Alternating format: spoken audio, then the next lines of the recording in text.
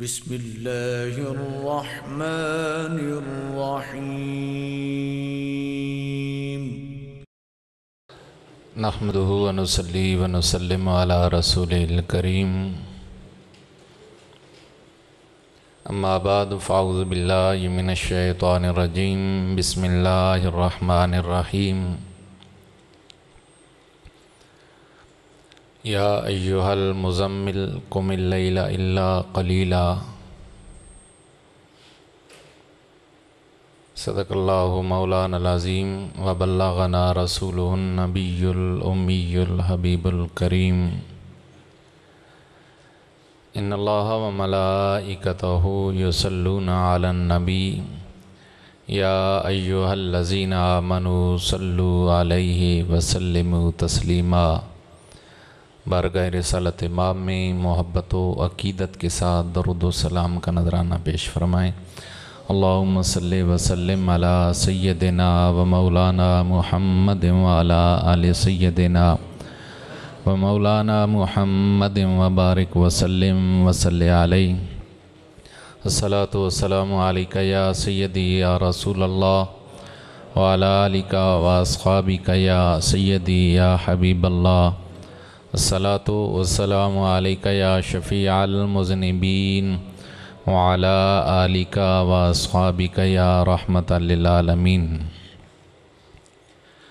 قابل احترام معزز و محتشم برادران اسلام، بحمد اللہ آپ تمام احباب اللہ رب العالمین کے گھر میں اس کے مہمان بن کر حاضر ہیں. یقیناً اس کے گھر کی حاضری اور یہاں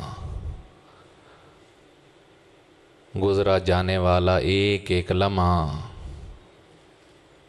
ویسے بھی رمضان المبارک کی ایک ایک ساتھ ایک ایک گھڑی رحمتوں سے بھری ہوئی ہے، اور پھر بالخصوص آخری عشرہ میں اللہ کے گھر میں بیٹھ کر اس کی بارگاہ میں عبادت کے لیے اور اس کو راضی کرنے کے لیے کوشش، یہ یقیناً اللہ رب العالمین کا خاص فضل اور اس کا کرم ہے. تو آپ دور دراز سے قبلہ استاذی المکرم قبلہ پیر صاحب کی خدمت میں یہاں حاضر ہوئے. یہ اعتکاف آپ اپنے گاؤں، اپنے محلہ، اپنے علاقہ میں کر سکتے تھے،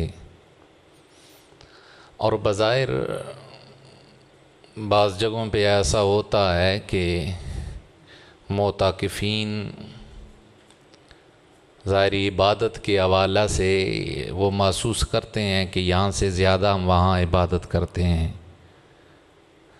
3 4 ختم قرآن مجید ہوتے ہیں، راتوں کو بہت زیادہ نوافل بھی ہوتے ہیں. لیکن آپ تمام احباب کا اپنے اپنے علاقوں سے سفر کر کے یہاں آنا، یہاں اعتکاف بیٹھنا، یقیناً اس کے سامنے ایک خاص مقصد، ایک خاص غرض ہے، اور وہ یہ ہے کہ ہم ایک اللہ کے نیک بندے کی معیت میں اللہ کے دین کو سیکھیں، اور جو عبادت کا صحیح طریقہ کار ہے ہم اس کو اپنانے کی کوشش کریں.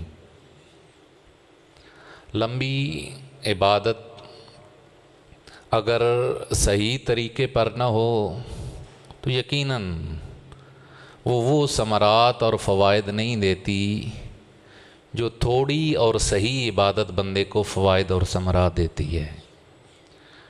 تو یہاں آپ احباب کو تلقین کر کے جمع کرنے کا مقصد اور آپ احباب کے آنے کا مقصد یہی ہے کہ ہم دین کی بنیادی باتوں کو، دین کے بنیادی عقائد کو صحیح طریقے سے سمجھیں، اور اپنی بندگی اللہ کی بارگاہ میں جو ہم سربسجود ہوتے ہیں اسے راضی کرنے کی کوشش کرتے ہیں، اس میں ہمارے اندر جو کمی کوتاہی رہ جاتی ہے اس کو دور کرنے کی کوشش کریں۔ مجھے امید ہے آپ انشاءاللہ دن گزارا ہے، رات گزری ہے، آپ اب آئے ہیں تو یقیناً آپ محسوس کر رہے ہوں گے کہ ہمارا دور دراز علاقوں سے چل کر یہاں جمع ہونا فائدے سے خالی نہیں ہے، اور انشاءاللہ جب آپ اعتکاف کا یہ پروسیس اپنا مکمل کر کے گھروں کو لوٹیں گے تو آپ ایک یقیناً اپنے اندر بہتری اور ایک تبدیلی محسوس کریں گے، اور آپ یہ کہنے میں حق بجانب ہوں گے کہ آپ کے علاقے، آپ کے گاؤں، آپ کے محلے میں بیٹھنے والا جو بھی ایک عام معتکف ہے اس سے زیادہ آپ نے اللہ کے دین کو حاصل کیا ہے۔ انشاءاللہ آپ بہتری محسوس کریں گے۔ تو احباب گرامی، یہ مختلف نشستیں ہیں، ہر نشست اپنی اپنی اہمیت کے اعتبار سے اپنا ایک خاص درجہ اور مقام رکھتی ہے۔ تو کسی بھی محفل، کسی بھی نشست، چاہے وہ ذکر کی ہے، چاہے وہ فکر کی ہے، چاہے وہ درس کی ہے، چاہے وہ درود و سلام کی ہے، کسی بھی مجلس کو آپ حقیر نہیں سمجھیں، بلکہ پوری توجہ کے ساتھ آپ ان تمام تر جتنی شب و روز کی مصروفیات ہیں ان کے اندر محبت کے ساتھ تشریف فرما ہوا کریں۔ اور میں ابتداً ہی ایک گزارش کر دوں، ایک دو ساتھی کہہ رہے تھے کہ اعتکاف بیٹھنے والے ساتھیوں میں سے بھی بعض نماز تراویح کے دوران باہر جا کر بیٹھ جاتے ہیں، باتیں کرتے ہیں۔ تو اللہ کا شکر ادا کریں کہ اللہ کریم نے آپ کو اپنے گھر میں آنے کی اجازت عطا فرمائی اور اپنی بارگاہ میں حاضری کی توفیق عطا فرمائی۔ یہ طاقت سے نہیں ہوتا، یہ اس کا محض کرم ہوتا ہے، اللہ اپنے بندوں میں سے جسے چاہتا ہے منتخب کرتا ہے۔ تو اب ان لمحات کو ضائع نہیں کرنا چاہیے۔ میں انشاءاللہ آگے جا کر فضائل تراویح حوالے سے بات کروں گا، لیکن جو ایک یہاں ماحول ہے اس کے حوالے سے یہ ایک بنیادی ضرورت ہے کہ آپ جو اعتکاف کے لیے اسپیشلی آئے ہیں، آپ کی اب کوئی ایک تراویح، بلکہ اگر وضو کی مجبوری ہو تو وہ ایک الگ ایشو ہے، لیکن آپ کی جو تکبیر تحریمہ ہے نا صلاۃ و تراویح کی، وہ بھی مس نہیں ہونی چاہیے۔ قاری صاحب کھڑے ہوں تو ان کے ساتھ ہی صلاۃ و تراویح کا آپ آغاز کر دیا کریں، تو انشاءاللہ بہت زیادہ فوائد و ثمرات ہوں گے۔ احباب گرامی، آج کی ہماری اس نشست میں ہماری گفتگو کا عنوان صلاۃ و تراویح کی عظمت و فضیلت اور تراویح کی رکعتوں کی جو تعداد ہے وہ کتنی ہے، 20 رکعت ہیں۔ اس پر چند ایک باتیں میں آپ احباب کی خدمت میں عرض کروں گا۔ اللہ کریم ہم سب کو سن کر، بیان کر کے، سمجھ کر اس پر عمل کرنے کی توفیق عطا فرمائے۔ شریعت کے اندر جو احکام ہیں ان کی متعدد قسمیں ہیں، سارے کے سارے شریعت کے احکام ایک درجہ کے نہیں ہیں۔ کچھ چیزوں کو اللہ کریم نے لازم قرار دیا ہے، کچھ کو اس سے کم درجہ میں رکھا ہے، اور کچھ چیزیں شریعت کے اندر ایسی ہیں جن کی شریعت نے اجازت دی ہے، کر لیں تب بھی بہتر ہے، نہ کریں تب بھی بہتر ہے۔ تو بنیادی طور پر یہ جو تقسیم بنتی ہے ان میں سب سے جو اعلیٰ درجہ ہے اس کو فرض کہتے ہیں۔ کیا کہتے ہیں؟ فرض کہتے ہیں۔ فرض کی تعریف یہ ہے ما ثبت بدلیل قطعی لا شبہۃ فیہ، ایسی لازم چیز جس کا ثبوت کسی ایسی دلیل کے ساتھ ہو جس کے اندر کسی طرح کا کوئی شک و شبہ موجود نہ ہو، اس کو فرض کہتے ہیں۔ اور فرض پر عمل کرنا لازم ہوتا ہے، ضروری ہوتا ہے، واجب ہوتا ہے، اور اس کا اگر کوئی انکار کرتا ہے تو اس کا انکار کرنے والا بندہ دائرہ اسلام سے خارج ہو کر کافر ہو جاتا ہے۔ جیسے 5 وقت کی نماز ہے، اس 5 وقت کی نماز میں صبح کی 2 رکعت نماز فرض ہے، ظہر کی بولیے، عصر کی اور مغرب کی اور عشاء کی، یہ جو فرائض ہیں ان کو اس لیے فرض کہا جاتا ہے کہ ان کا ثبوت دلیل قطعی کے ساتھ ثابت ہے، اور اگر کوئی آدمی ان میں سے 1 رکعت کا بھی انکار کرتا ہے تو وہ بندہ مسلمان نہیں رہتا، کافر ہو جاتا ہے۔ ماہ رمضان کے روزے فرض ہیں کیونکہ ان کا ثبوت بھی قرآن مجید فرقان حمید کی دلیل قطعی سے ہے۔ 2 باتیں، ایک ہے ترک، کسی فرض کو چھوڑ دینا، اور ایک ہے اس فرض کا انکار کر دینا، یہ 2 الگ الگ چیزیں ہیں۔ ترک کرنے پر آدمی وہ نماز نہیں پڑھتا، روزہ نہیں رکھتا، زکوٰۃ نہیں دیتا، یا ایک آدمی حج ادا نہیں کرتا، تو وہ گناہگار ہے، فاسق ہے۔ لیکن اگر کوئی یہ کہے کہ یہ ہے ہی کچھ نہیں، یہ نماز ہی کچھ نہیں، یہ ایویں ٹکرے ہیں، ہماری نماز مدینہ میں مکہ میں ہوتی ہے، یہ ایک طبقہ پیری فقیری کی لائن کا ایک موجود ہے جو لوگوں سے صرف کچھ آنے بٹورنے کے لیے اپنا یہ سلسلہ چلایا ہوا ہے، اور وہ نماز کی طرف آتے نہیں، شریعت کے احکام کی پامالی کرتے ہیں اور کہتے ہیں یہ اس میں کیا ہے، اصل عبادت تو کچھ اور ہے۔ تو اگر کوئی آدمی جو یہ شریعت کے واضح احکام ہیں ان کا انکار کرتا ہے تو وہ بندہ مسلمان نہیں رہتا، وہ بندہ کافر ہو جاتا ہے۔ تو سب سے اعلیٰ درجہ فرض کا ہے، اس سے نیچے واجب ہے۔ واجب ما ثبت بدلیل فیہ شبہۃ، جو ایسی دلیل کے ساتھ چیز ثابت ہو جس کے اندر ہلکا سا کہیں سے شبہ آ جائے، اس کو واجب کہتے ہیں، یعنی اس کا درجہ فرض سے کم ہے، اس پر بھی عمل کرنا ضروری ہوتا ہے۔ جیسے فرض پر عمل کرنا ضروری ہے، اسی طرح واجب پر بھی عمل کرنا ضروری ہوتا ہے، لیکن عقیدہ کے اعتبار سے تھوڑا سا فرق ہے۔ فرض کا انکار کرنے والا کافر ہے، لیکن اگر کوئی واجب کا انکار کر دیتا ہے کہ یہ لازم نہیں ہے تو وہ کافر نہیں ہوتا، وہ بندہ دائرہ اسلام سے خارج نہیں ہوتا۔ اب وطر میں، وطر جو ہے صلاۃ الوطر ہے، یہ واجب ہے۔ نماز عیدین جو ہے وہ واجب ہے۔ صدقہ فطر جو ہے یہ واجب ہے۔ نماز کے اندر سورہ فاتحہ کا پڑھنا واجب ہے، دعائے قنوت کا پڑھنا واجب ہے، پہلا تشہد بیٹھنا واجب ہے۔ تو یہ ساری اس کی مثالیں۔ اس سے اگلا درجہ سنت کا ہے، اور پھر سنت کی 2 قسمیں، ایک ہے سنت مؤکدہ اور ایک ہے سنت غیر مؤکدہ۔ سنت مؤکدہ اس عمل کو کہا جاتا ہے جس پر نبی کریم صلی اللہ علیہ وآلہ وسلم نے ہمیشگی اختیار فرمائی ہو، اور وہ عمل ہمیشہ اختیار فرمانے کے باوجود امت پر لازم نہ فرمایا ہو۔ رسول اللہ صلی اللہ علیہ وسلم نے ایک کام پوری زندگی تواتر کے ساتھ کیا، ہمیشہ کیا، تو وہ امت کے لیے کیا بن گیا؟ سنت مؤکدہ۔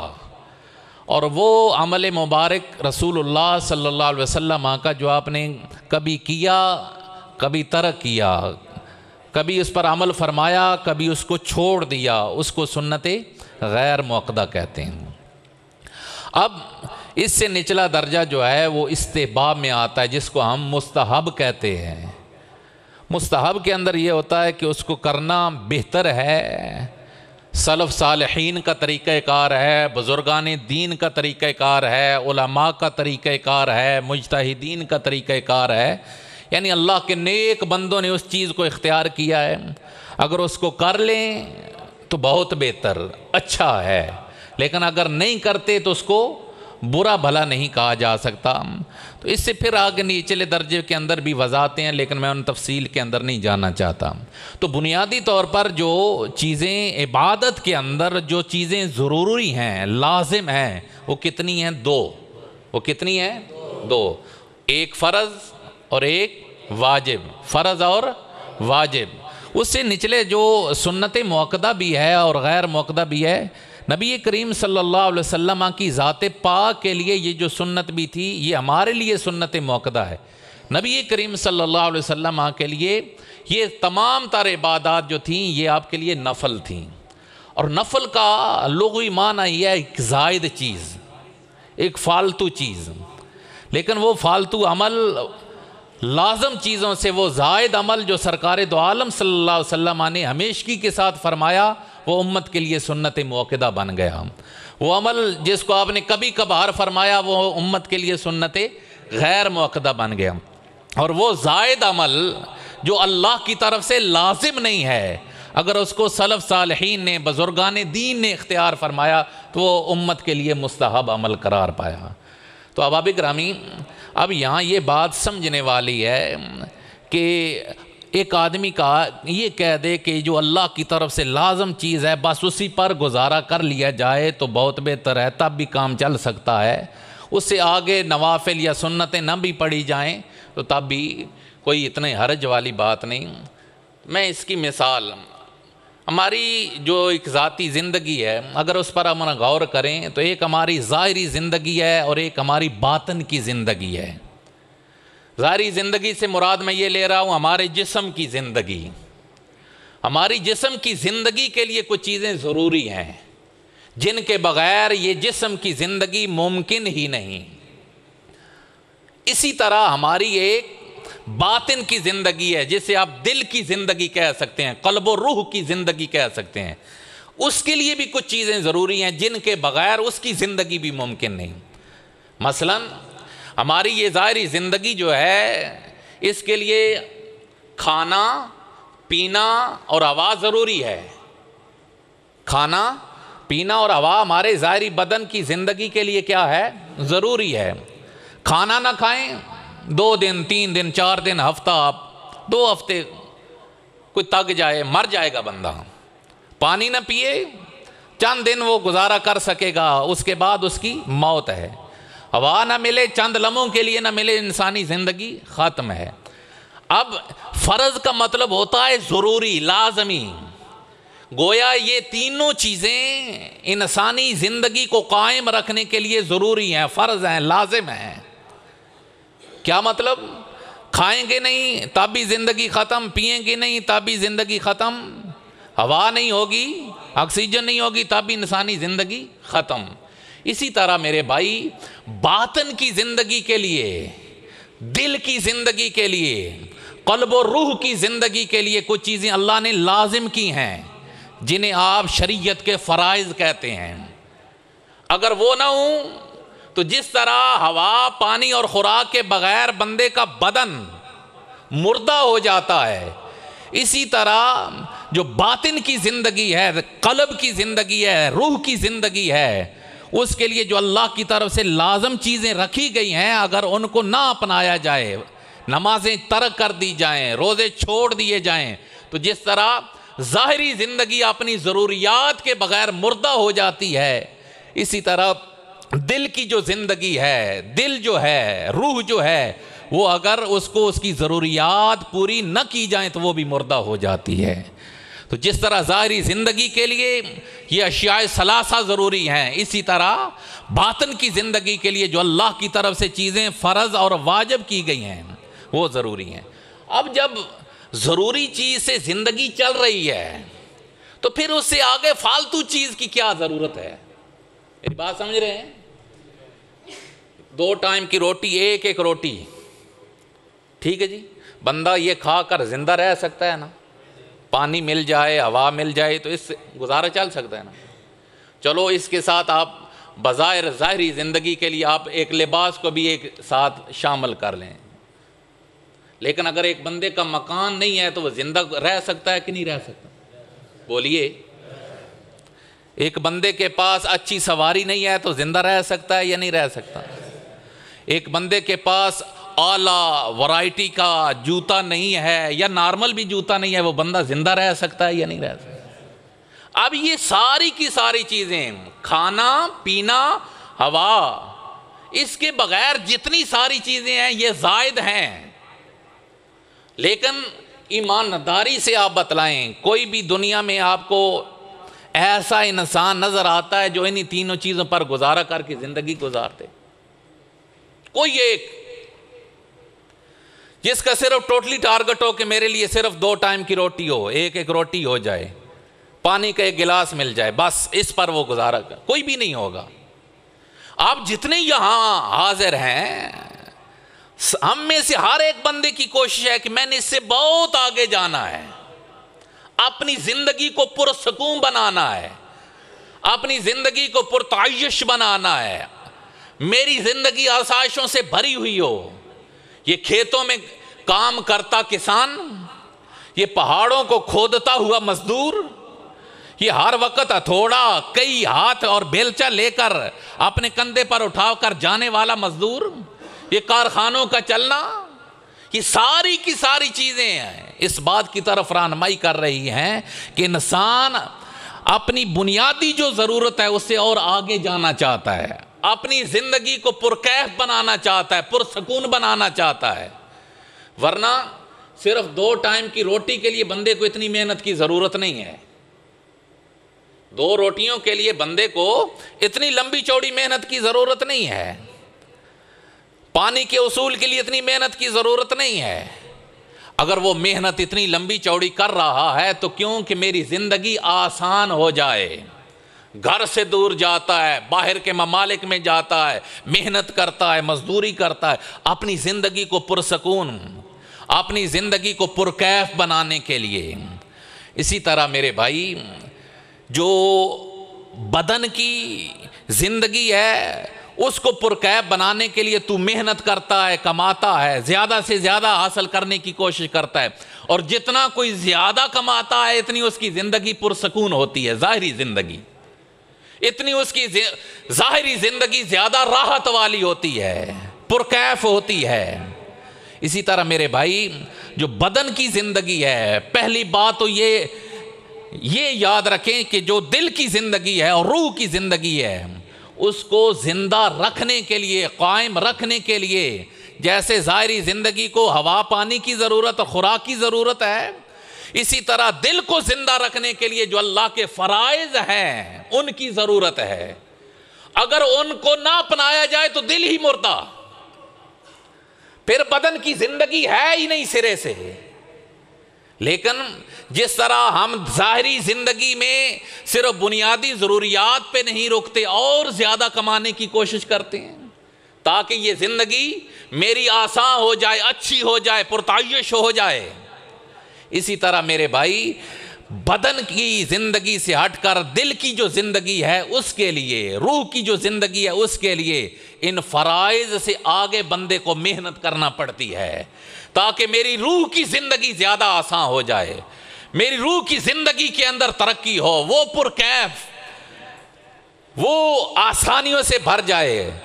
اس کے لیے بندہ نوافل کی طرف جاتا ہے، زائد چیزوں کو کماتا ہے۔ تو آپ احباب کا اپنے گھروں سے چل کر آنا، اعتکاف کرنا، اب یہ فرائض سے آگے بڑھ کر ایک چیز ہے، جو چیز ضروری تھی اس سے آگے کی ایک چیز ہے۔ گویا آپ اپنی روح کی زندگی کو پرکیف بنانے کے لیے، آسائشوں سے بھرا ہوا بنانے کے لیے آپ یہاں محنت کرنے کے لیے آئے ہیں۔ جس طرح ایک مزدور محنت کر کے اپنے گھر کی زندگی کو اچھا بنا رہا ہے، اسی طرح آپ محنت کر کے اپنی روح کی زندگی کو زیادہ پرکیف بنانے کی کوشش کر رہے ہیں۔ اور میرے بھائی، یہاں یہ ضروری کیوں ہے؟ یہ جو اضافی عمل ہیں، یہ زائد عمل ہیں، یہ سنتیں، یہ نوافل، یہ کیوں ضروری ہیں؟ ان پر عمل کیوں کیا جاتا ہے؟ دیکھیں، ایک روٹی بندہ کھا رہا ہے لیکن کبھی کبھار اس پر موسم کے اثرات پڑتے ہیں، بندہ بیمار ہو جاتا ہے۔ اب بندہ بیمار ہو گیا، اگر اس نے اس 2 ٹائم کی روٹی کے علاوہ ایک آنا بھی نہیں محفوظ رکھا ہوا، وہ دوائی لے سکے گا؟ بولیے۔ اگر اس نے تھوڑا بہت سیو کیا ہوا ہے تو جو اس کی خوراک کے اندر جو کمی بیشی رہ گئی ہے، جو اس کی بنیادی ضرورت خوراک تھی اس کے اندر جو کمی بیشی رہ گئی، اگر اس نے کوئی سیو کیا ہوا ہے، بچایا ہوا ہے، تو اگر کبھی کبھار اس کا بدن کمزور ہوتا ہے تو وہ اس بچت کے ذریعے سے، اس سیونگ کے ذریعے سے اس کمزوری کو دور کر لیتا ہے۔ اسی طرح میرے بھائی، فرائض 5 وقت کی نماز، فرائض مہینہ بھر کے روزے، فرائض زکوٰۃ، فرائض حج بیت اللہ، یہ روح کی زندگی کے لیے لازم چیزیں ہیں، نہ ہو تو روح مردہ ہے۔ لیکن اگر ان کو کر بھی رہے ہیں تو جیسے کبھی کبھی ظاہری زندگی کے اندر، ظاہری بدن کی زندگی کے اندر کبھی کبھار ایسا ہوتا ہے خوراک کی کمی کی وجہ سے، روٹی ناقص ہونے کی وجہ سے بدن بیمار پڑ جاتا ہے، ایسے ہی کبھی کبھار ایسا بھی ہوتا ہے کہ بندے کی جو اصل فرض عبادت ہے اس کے اندر کمی بیشی رہ جاتی ہے، کبھی طہارت میں کمی رہ گئی، کبھی خیال بندے کا ادھر ادھر بھٹکا رہا۔ اگر تو ہمارے فرائض اس درجہ اور اس کمال کے ہونا کہ جو کامل فرض ہے تو پھر تو شاید ہمیں زائد عبادت کی اتنی ضرورت نہ پڑے، لیکن اگر ہمارے فرائض اس درجہ کے نہیں ہیں، دیکھیں نا، ہم آتے ہیں ادھر نماز نیت کی، ادھر ہمارا حساب کتاب شروع ہو جاتا ہے، ادھر سلام پھیرا، ادھر دکان کا حساب مکمل، خیالات آتے ہیں نا نماز میں۔ اللہ ماشاء اللہ ہماری زندگیوں میں شاید اکا دکا وہ نماز ہو جو ہماری اصل نماز ہے، لیکن وہ بھی مشکل نظر آتا ہے۔ جس نماز کو نماز کہتے ہیں، جس نماز کو صلاۃ المعراج المومنین کہا گیا ہے کہ نماز بندے کو خدا کا قرب دیتی ہے، شاید میں عام لوگوں کی بات کر رہا ہوں، صلحاء کی نہیں بات کر رہا، شاید زندگی میں ایسی ہو۔ تو جب ہماری بیسک خوراک کمزور ہے، ہماری روح کی زندگی کے لیے جو بیسک خوراک فرائض ہیں جب وہ کمزور ہیں تو ہمیں کچھ نہ کچھ سیو کرنا چاہیے نا، جو اس کمزوری کو دور کر سکے۔ اور اسی کمزوری کو دور کرنے کے لیے شریعت مطہرہ کی طرف سے یہ سنتیں، یہ نوافل بندوں کے لیے رکھے گئے ہیں تاکہ نوافل پڑھتا رہے، سنتیں ادا کرتا رہے۔ اگر کبھی کبھار فرائض میں کمی رہ گئی تو اللہ ان سنتوں اور نوافل کے ذریعے سے اس کمی کو پورا فرما کر بندے کے لیے جنت کا راستہ آسان فرما دے۔ یہ بنیادی فلسفہ اور بنیادی حکمت ہے نوافل ادا کرنے کی، سنتیں ادا کرنے کی۔ اور نبی کریم صلی اللہ علیہ وآلہ وسلم، اب ایک سوال آتا ہے ذہن میں، نبی کریم صلی اللہ علیہ وسلم کے فرائض تو کامل فرائض ہے نا، حضور نے جو فرض نمازیں ادا کی ان میں تو کوئی کمی بیشی نہیں نہ ہو سکتی، لیکن میرے بھائی اگر تیری روٹی ٹھیک بھی ہے نا، پوری بھی، تب بھی تو اپنی زندگی کو اچھا بنانے کے لیے پھر بھی کمائی کر رہا ہے یا کہ نہیں کر رہا؟ تو احباب گرامی، اسی طرح اگرچہ فرائض پورے تیرے ٹھیک بھی ہوں تب بھی درجات کی ترقی کے لیے، جیسے ظاہری زندگی میں پیسہ آتا جاتا ہے نا تو سٹیٹس بڑھتا جاتا ہے بندے کا، ویلیو بڑھتی جاتی ہے بندے کی، ایسے ہی روحانی زندگی کے اندر جیسے جیسے عبادات زیادہ ہوتی جاتی ہیں بندے کا اللہ کی بارگاہ میں مقام زیادہ سے زیادہ بلند ہوتا چلا جاتا ہے۔ تو یہ اصل مقصود ہوتا ہے، بیسک فرائض ضروری ہیں زندگی کے لیے، اس سے آگے جو نوافل ہیں وہ بندے کے درجات کی بلندی کے لیے ضروری ہیں۔ اور نبی کریم صلی اللہ علیہ وآلہ وسلم اسی اللہ کا قرب حاصل کرنے کے لیے فرائض سے ہٹ کر بھی کچھ عبادات کیا کرتے تھے، اور انہی زائد کی جانے والی عبادات میں سے ایک عبادت جو ہے وہ صلاۃ التراویح ہے، جو نبی کریم صلی اللہ علیہ وآلہ وسلم ماہ رمضان کے اندر سپیشلی کیا کرتے تھے۔